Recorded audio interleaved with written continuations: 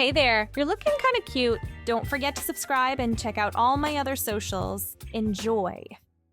In the middle of a room, a figure sat. He was looking at a collection of photos. Each picture captured a moment.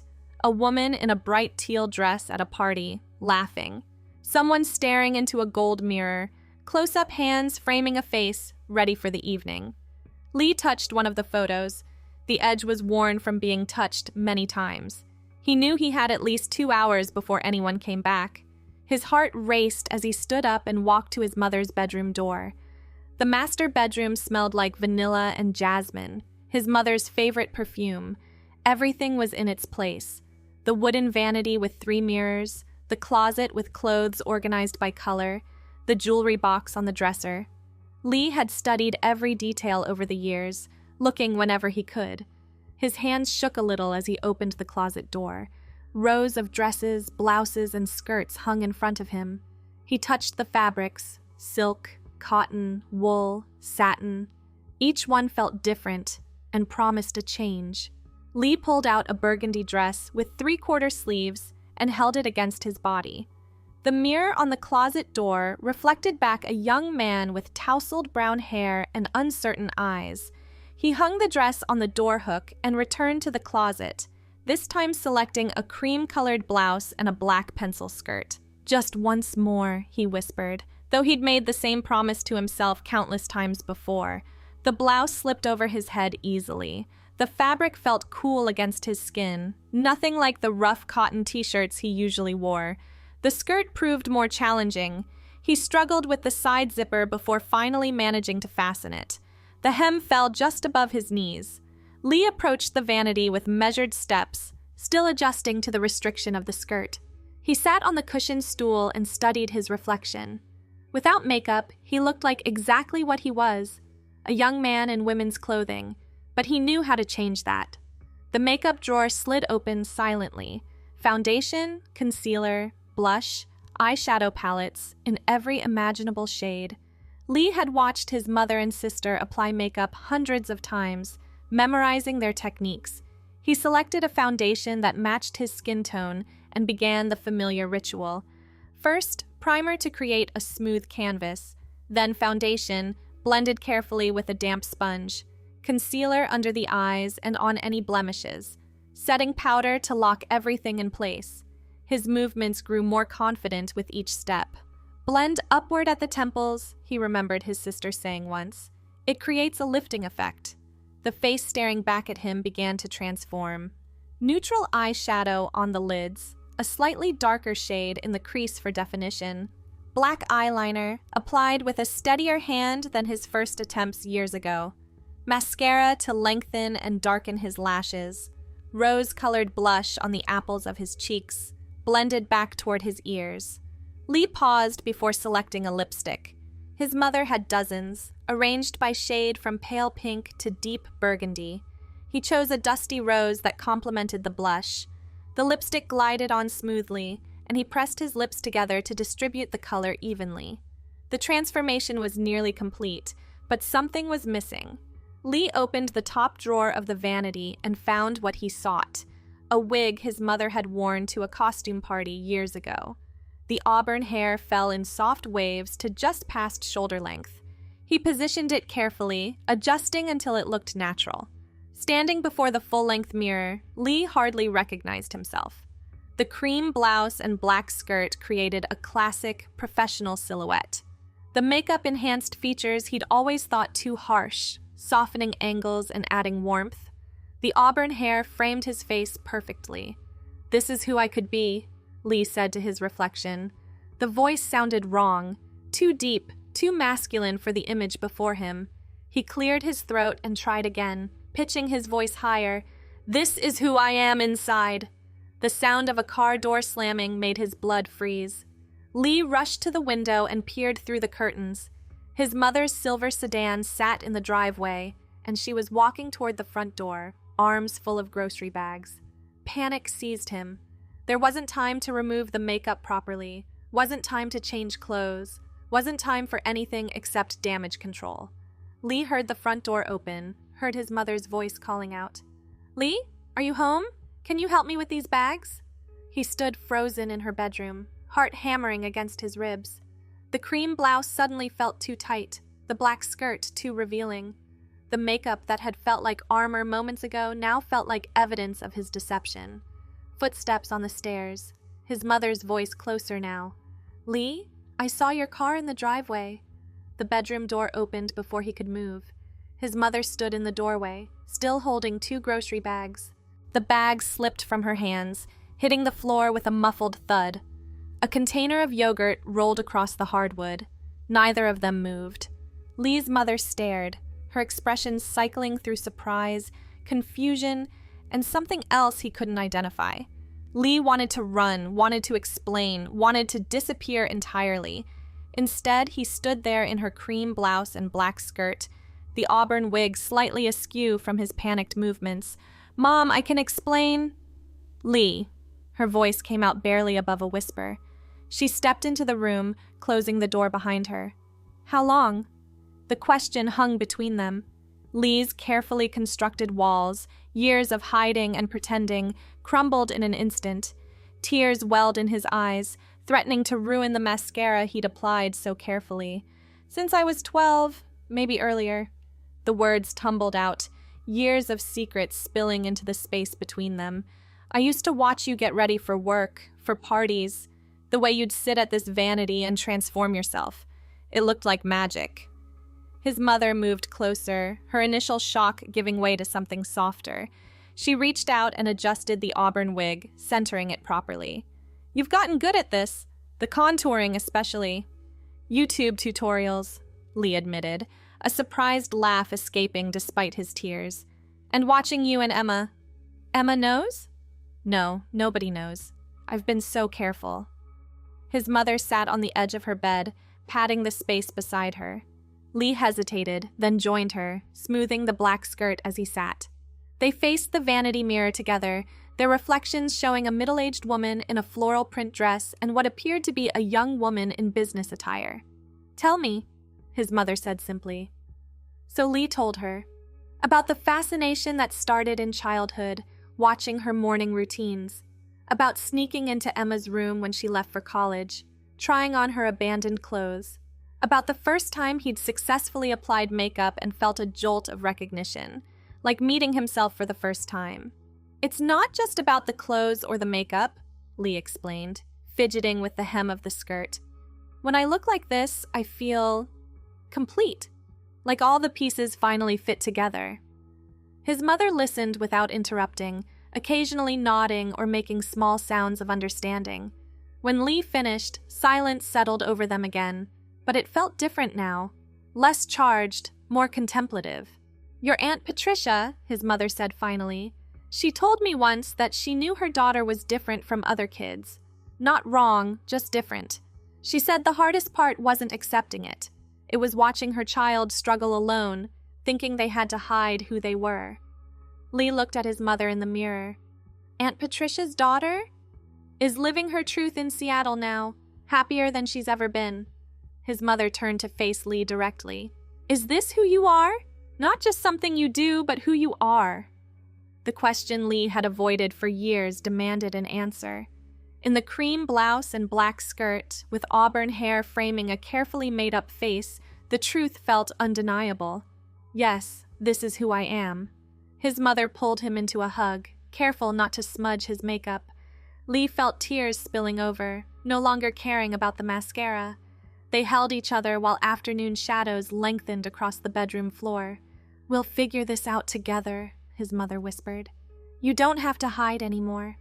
When they finally separated, his mother studied Lee's face with the critical eye of someone who'd been applying makeup for 30 years.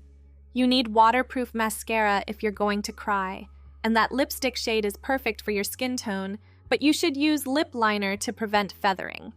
Lee laughed, wiping carefully under his eyes. "I'll remember that." "Come on." His mother stood, offering her hand. "Let's go downstairs. I bought ice cream, and we have a lot to talk about." "Like this?" Lee gestured to the outfit. "Why not? It's just us here." They descended the stairs together, Lee taking careful steps in the unfamiliar skirt. In the kitchen, his mother unpacked groceries while Lee sat at the breakfast bar, adjusting to the feeling of being seen, truly seen, for the first time. "So," his mother said, pulling 2 spoons from the drawer, "have you thought about a name?" Lee accepted a spoon and the pint of mint chocolate chip ice cream. "Sometimes I practice in the mirror. Different names to see what fits. And Leah. It's close to Lee, but it's yours." His mother smiled. "Leah, I like it." They ate ice cream and talked as the afternoon faded into evening. His mother asked questions, some practical, some personal, and Leah answered as honestly as possible. The cream blouse no longer felt like a costume, but like proper attire. The auburn wig no longer felt like a disguise, but like her actual hair. "Your father will need time to adjust," his mother said eventually. "And Emma, well, she might surprise you. She called me last month asking if I'd noticed anything different about you. Said you seemed sad at family dinners." "She noticed?" "Sisters always notice. She's been worried." The front door opened and Leah's father called out, "I'm home! Why are the groceries in the hallway?" Leah's mother squeezed her hand. "Are you ready for this?" "No, but I can't go back to hiding." Her father appeared in the kitchen doorway, stopping short when he saw them. His gaze traveled from Leah's auburn hair to the cream blouse to the black skirt, then to his wife's calm expression. "Well," he said after a long moment, "I guess we're having that conversation now." "Dad, let me get a beer first. This feels like a beer conversation." As her father rummaged in the refrigerator, Leah caught her reflection in the microwave door. The makeup had held up reasonably well despite the tears. The auburn hair still looked natural. The cream blouse and black skirt still felt right. "Okay," her father said, settling at the breakfast bar with his beer. "Talk to me." So Leah told her story again, with her mother occasionally adding supportive comments. Her father listened, asked a few questions, and gradually the tension in his shoulders eased. "You're my kid," he said finally. "That doesn't change, though I might need some time to get the pronouns right." "She, her," Leah said softly. "When I'm like this, I mean. Which I think might be always now." Her father nodded slowly. "She and her. I can do that." The next few hours blurred together. Emma arrived after receiving a cryptic text from their mother. Her reaction was immediate acceptance mixed with mild annoyance. "I knew something was up. You always got weird when I talked about shopping." Emma circled Leah, evaluating the outfit. "That's Mom's blouse. You need your own clothes?" "Oh my God, we can go shopping together!" "Emma, let her breathe," their mother said. "But Mom, look at her. She's gorgeous. A little more practice with contouring and she'll be stunning. Is that your wig from the 80s party?" "It looks better on her," their mother admitted. The evening continued with alternating moments of tears and laughter. Emma insisted on giving Leah a full makeover, claiming her techniques were more current. Their father ordered Chinese food, muttering about his family's inability to cook during emotional revelations. Their mother kept touching Leah's shoulder, as if reassuring herself this was real. "I want to start therapy," Leah announced over dinner, "to figure out what comes next." "That's smart," her father said. "Your mother's friend Janet mentioned someone who specializes in this kind of thing." "Gender therapy, Dad. You can say it." "Right, gender therapy." After dinner, Emma dragged Leah to her old room, which their parents had left largely untouched. "I left so many clothes here. They're probably out of style, but we can work with them."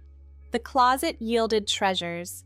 Dresses Emma had outgrown or abandoned, shoes that might fit with thick socks, accessories forgotten in the move. Leah tried on outfit after outfit while Emma offered commentary. "That green dress is all wrong for your coloring. Try the navy one." "No, the other navy. There." The navy dress fit perfectly, its simple lines flattering Leah's figure. Emma produced a pair of low heels and a delicate silver necklace. "Look at yourself," Emma said, positioning Leah in front of the full-length mirror. "Tell me that isn't right." Leah studied her reflection. The auburn wig paired beautifully with the navy dress. The makeup, refreshed by Emma's skilled hands, looked natural yet polished. The low heels added just enough height to change her posture, making her stand taller, more confidently. "This is right," Leah agreed. "Then we keep going forward." Emma said simply. No more hiding. They returned downstairs to find their parents in the living room, photo albums spread across the coffee table. Their mother looked up with suspiciously bright eyes. I was showing your father. Remember this? She held up a photo of 5-year-old Lee in their mother's high heels and pearls, grinning at the camera. I thought it was just dress up, their father said. Kids being kids. It was more than that, Leah said, sitting carefully in the navy dress. Even then, I think I knew. They spent the rest of the evening looking through photos, seeing Lee's childhood through a new lens, the way he'd gravitated toward his mother and sister in family gatherings, how he'd always volunteered to help with their shopping trips. Small moments that made more sense now. You know what this means, Emma said as the clock neared midnight. Family portraits are going to look different now. Better, their mother corrected. They'll look better because everyone will be themselves. As the family prepared for bed, Leah lingered in the bathroom, removing makeup with the proper products for the first time instead of soap and water. The face that emerged was the same one she'd seen that morning, but everything had changed. Leah? Her mother knocked softly. I put some pajamas on your bed. Thought you might want something different than your usual. Leah found a set of lavender silk pajamas laid out on her navy comforter. They felt like liquid against her skin as she changed. The black skirt and cream blouse finally retired after their life-changing service. She kept the auburn wig on as she slipped between the sheets. Tomorrow she could research her options. Hormones, therapy, legal changes. Tonight she simply existed as herself, fully and completely. Her phone buzzed with a text from Emma. Brunch tomorrow? Just us girls? Leah smiled in the darkness, typing back, Yes, definitely yes. Sleep came easier than it had in years. No more secrets to keep, no more hiding who she was. Just Leah, in lavender pajamas with auburn hair spread across the pillow, finally home in her own skin. The next morning arrived with sunlight and possibility. Leah woke early, the events of yesterday feeling both surreal and inevitable. The auburn wig had shifted during sleep, and she adjusted it in the mirror before heading downstairs. Her mother was already in the kitchen, coffee brewing. She looked up with a warm smile. Morning, sweetheart. How did you sleep? Better than I have in years, Leah admitted, pouring herself coffee. I made some calls this morning. Janet's friend, the therapist, has an opening next week if you're interested. That's perfect. Thank you. They sat together in comfortable silence, sipping coffee as morning birds sang outside. Leah still wore the lavender pajamas, the silk catching the light with each movement. I've been thinking, her mother said, about your hair. The wig is lovely, but have you considered growing your own hair out? Leah touched the auburn waves self-consciously. I've thought about it, but it would take so long, and people would notice at work. People will notice anyway, eventually. Might as well start now. The truth of it settled over Leah. There would be no going back to who she'd pretended to be. The thought terrified and thrilled her in equal measure. Emma arrived an hour later, armed with shopping bags and boundless energy. I raided my closet. Some of this should fit until we can get you a proper wardrobe. She'd brought an assortment, casual dresses, jeans that might work, tops in various styles and colors. Leah tried on piece after piece, building the beginning of a wardrobe that actually belonged to her. This one, Emma declared, holding up a burgundy sweater dress. With those black boots I brought, you'll look amazing. The outfit came together perfectly. The burgundy complemented the auburn wig, while the boots gave Leah confidence in her stride. Emma insisted on doing her makeup again, this time teaching each step. See how I'm blending the eyeshadow? Small circles, building the color gradually. You have great eyes. We should emphasize them. Their father appeared in the doorway, paused, then entered with deliberate casualness. You girls going out? Brunch, Emma said, applying mascara to Leah's lashes. Want to come? He shifted uncomfortably. Maybe next time. Still adjusting? That's okay, Dad, Leah said. This is a lot for everyone. It is, he agreed, but seeing you smile like that, I haven't seen you really smile in years. The observation hit home. Leah realized he was right. She'd been performing happiness without feeling it, going through motions without joy. Now, dressed as herself, she couldn't stop smiling. Emma drove them to a small cafe downtown, chattering about everything and nothing. Leah sat in the passenger seat, adjusting to being in public as herself for the first time. The burgundy dress felt like armor and vulnerability combined. "You okay?" Emma asked, parking the car. "Scared," Leah admitted, "but ready." The cafe buzzed with weekend brunch energy. Leah expected stares, whispers, judgment. Instead, the hostess simply asked, "Two for brunch?" and led them to a sunny corner table. "See?" Emma said once they were seated. "Most people are too focused on their own lives to care." They ordered mimosas and French toast, talking about everything from childhood memories to future plans. Emma pulled out her phone, showing Leah websites for clothing stores, makeup tutorials, and support resources. "There's so much to learn," Leah said, feeling overwhelmed. "But you don't have to learn it all today, or alone." Emma reached across the table to squeeze her hand. "I've got 17 years of girl experience to share." After brunch, they walked through downtown, window shopping and people watching. Leah caught her reflection in store windows, a young woman in a burgundy dress and black boots, auburn hair catching the sunlight. Each glimpse reinforced the rightness of this choice. "Let's go in here," Emma suggested, indicating a boutique. "Just to look." The shop specialized in professional wear for women. Leah ran her fingers along silk blouses and wool skirts, imagining wearing them to work. The thought brought anxiety. How would she explain this to colleagues? To her boss? "One step at a time," Emma reminded her, sensing her tension. "Today is just about being you." They spent the afternoon exploring, Emma's enthusiasm infectious. She treated Leah not as her brother in a dress, but as her sister, finally revealed. The ease of it, the natural flow of their conversation, made years of hiding seem even more pointless. Back home, their parents had prepared dinner. The dining room table was set with the good china, candles flickering in the center. "What's all this?" Leah asked. "We thought we should celebrate," their mother said. "It's not every day your daughter comes home." The words, "your daughter," sent warmth through Leah's chest. She blinked back tears, not wanting to smudge Emma's careful makeup work. Dinner conversation flowed more naturally than expected. Their father, while still adjusting, made an effort to use the right pronouns. He asked about therapy, about what Leah needed from them, about how they could help. "I don't know all the answers yet," Leah admitted. "I just know I can't go backward." "No one's asking you to," their mother said firmly. "We move forward together." After dinner, Leah helped clear the table, the burgundy dress swishing with each movement. Such a simple thing, wearing a dress while doing dishes, but it felt monumental. Each small moment of normalcy reinforced that this was possible, this life as herself. "I should probably head home," Emma said eventually. "But Leah, text me anytime. Shopping, makeup advice, or just to talk." "Thank you," Leah said, hugging her sister tightly, "for everything today." "Thank you for trusting us," Emma replied, "for letting us really know you." After Emma left, Leah found herself back in her room, still wearing the burgundy dress. The day felt like a dream, too perfect to be real. But the clothes in her closet, Emma's donations mixed with her secret collection, proved it had happened.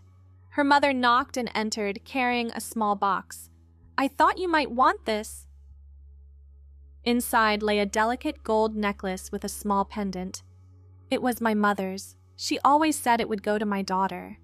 "Mom, I can't." "Yes, you can." Her mother fastened the necklace around Leah's neck. "It looks perfect on you."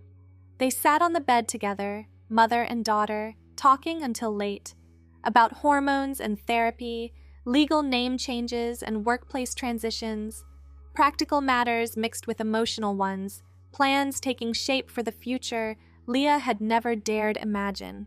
"Get some sleep," her mother finally said. "Tomorrow's a new day." Alone in her room, Leah carefully removed the burgundy dress and changed into the lavender pajamas. The auburn wig came off last, placed carefully on a stand Emma had brought. Her natural hair, shorter than she liked but full of potential, felt strange after a day of flowing waves. She studied herself in the mirror one last time before bed. Tomorrow she'd have to figure out work, friends, the wider world. But tonight, she was simply Leah, daughter, sister, herself. The week passed in a blur of small revelations and major decisions. Leah called in sick to work Monday and Tuesday, needing time to plan. She met with the therapist her mother had found, a kind woman named Dr. Martinez who specialized in gender identity.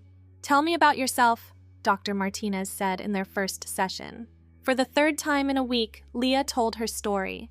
This time, with professional guidance, she delved deeper into the feelings behind the actions, the disconnect she'd always felt, the performance of masculinity that exhausted her, the relief and recognition when she saw herself as Leah. "What do you want to happen next?" Dr. Martinez asked. "Everything," Leah admitted. "Hormones, surgery eventually, legal changes. I want to live as myself full-time." "That's absolutely possible. Let's talk about the steps." They discussed the process, therapy requirements, medical evaluations, the timeline for various treatments.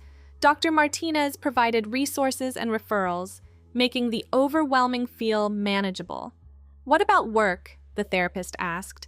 "I don't know. I'm terrified of losing my job, but I can't keep pretending to be him. Many companies have policies protecting gender identity. It might go better than you think." Wednesday morning, Leah met with HR at her company. She wore the cream blouse and black skirt from that first day, the outfit that had started everything. The auburn wig was styled professionally, her makeup subtle but feminine. "How can I help you today?" the HR manager asked, then did a double take. "Lee? Actually, that's what I need to discuss. I'm transgender.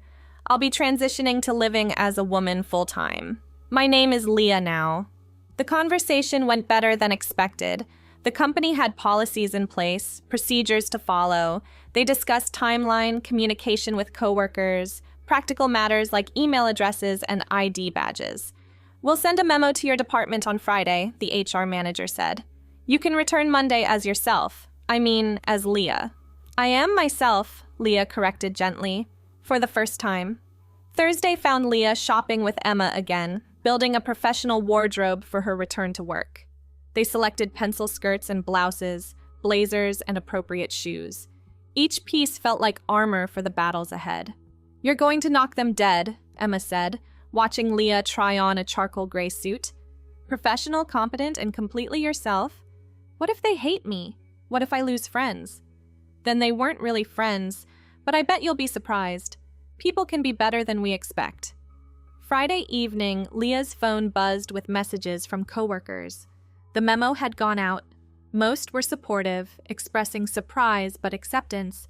A few went silent, their absence speaking volumes.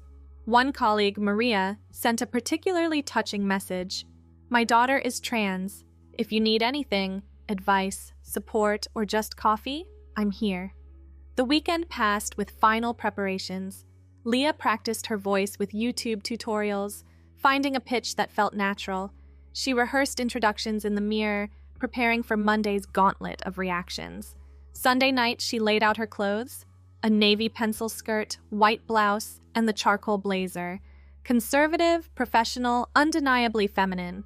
The auburn wig waited on its stand, styled and ready. "You don't have to be perfect," her mother reminded her over dinner. "Just be yourself." "What if myself isn't enough?" "She is," her father said firmly. He'd been practicing with pronouns all week, determination overcoming discomfort. "You are enough." Monday arrived with a mix of terror and anticipation. Leah dressed carefully, each piece of clothing a conscious choice. The makeup routine, now familiar, calmed her nerves. The auburn wig completed the transformation, or rather, revealed the truth. Her mother drove her to work, sensing Leah needed support. "I'm proud of you," she said in the parking lot. "Remember that, whatever happens today." The walk to the building felt endless. Each step in her sensible black pumps echoed on the pavement. The lobby security guard did a double take but said nothing. The elevator ride stretched forever. Then she was at her desk, settling in as if it were any other Monday. A few early arrivals stared, but most simply nodded and continued their morning routines. "Leah?" Maria appeared with 2 cups of coffee. "Thought you might need caffeine." "Desperately," Leah admitted, accepting the cup gratefully. "You look wonderful. That blouse is perfect with your coloring." The kindness nearly undid Leah's composure. She sipped coffee to buy time, then managed, "Thank you for the coffee and the support." "Us moms have to stick together," Maria said with a wink, then returned to her desk. The day progressed better than anticipated. There were awkward moments, people stumbling over pronouns, a few cold shoulders, confused looks from clients, but there was also unexpected warmth. The office manager adjusted Leah's nameplate without being asked. It updated her email signature, small acts of acceptance that meant everything. By lunch, Leah felt brave enough to join her usual group in the cafeteria. The conversation stuttered at first, then found its rhythm. They talked about work projects, weekend plans, normal things. The earth hadn't shifted. Life continued with Leah simply being herself within it. "That suit looks sharp," her colleague James said. "Very professional." "Thanks. My sister helped pick it out." "Sisters are good for that. Mine still criticizes my tie choices." The afternoon brought meetings where Leah had to reintroduce herself to clients and vendors. Most took it in stride, updating their records without comment.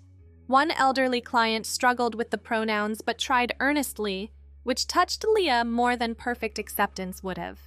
Driving home, her mother had dropped off her car at lunch. Leah felt exhaustion and exhilaration in equal measure. She'd done it, lived an entire day as herself in the professional world. It hadn't been perfect, but it had been real. At home, her family waited with a celebration dinner. "How did it go?" Emma asked, before Leah even removed her blazer. "Better than I expected. Not perfect, but better." "That's all we can ask for," their father said, raising his glass. To better. They toasted to better, to progress, to the future unfolding one day at a time. Leah changed into comfortable clothes, women's jeans and a soft sweater, and helped with dinner preparation. The normalcy of it, being herself while doing ordinary tasks, still felt miraculous. After dinner, she video called her Aunt Patricia in Seattle. Her cousin appeared on screen too, radiant and confident in a way that gave Leah hope. "Welcome to the family," her cousin said. "The real family, where everyone gets to be themselves." They talked for hours about the journey ahead, the joy and challenges of transition, the medical aspects, the social navigation. Her cousin's honesty about the difficulties balanced with clear happiness at living authentically. "Some days are hard," she admitted, "but even the worst day as myself beats the best day pretending to be someone else." The weeks turned to months. Leah's life found new rhythms. Therapy sessions with Dr. Martinez helped navigate the emotional aspects of transition. Hormone replacement therapy, started after careful evaluation, began subtle changes that thrilled Leah. Softer skin, the beginnings of curves, a shift in how she experienced emotions. Her auburn wig became as much a part of her as her clothing. She'd considered other styles, but always returned to those shoulder-length waves that had crowned her first moment of revelation. Underneath, her natural hair grew slowly but steadily. Work settled into a new normal. Most colleagues adapted, using correct pronouns and treating Leah as they'd treat any female coworker. The few who couldn't accept the change either avoided her or left for other positions. New hires only knew her as Leah, which felt like a fresh start. Emma became not just a sister, but a best friend. Their shopping trips evolved from necessity to bonding experiences. They experimented with makeup together, shared clothes, gossiped about everything and nothing. The sister relationship Leah had always wanted blossomed naturally. "Remember when you first wore my cream blouse?" their mother said one evening, looking through photos on her phone. "You were so terrified I'd be angry." "Weren't you? At least a little?" "Honey, I was relieved. You'd been so unhappy for so long. Seeing you in that outfit, despite the shock, I saw you smile genuinely for the first time in years." The legal aspects took time, but progressed steadily. Name change paperwork filed and approved. Gender markers updated on identification. Each bureaucratic step affirmed Leah's identity in the eyes of the law and society. One evening, while preparing dinner in a comfortable sundress, Leah caught her reflection in the kitchen window. The image, a woman with auburn hair cooking for her family, looked completely natural. No performance, no pretense, just Leah living her life. "You're staring at yourself again," Emma teased, entering the kitchen. "Still getting used to it," Leah admitted. "Some days I can't believe this is real." "Believe it. You fought for this life." Thanks for watching. Don't forget to check out my other socials if you want more content, early access, behind the scenes, and more. All links down below.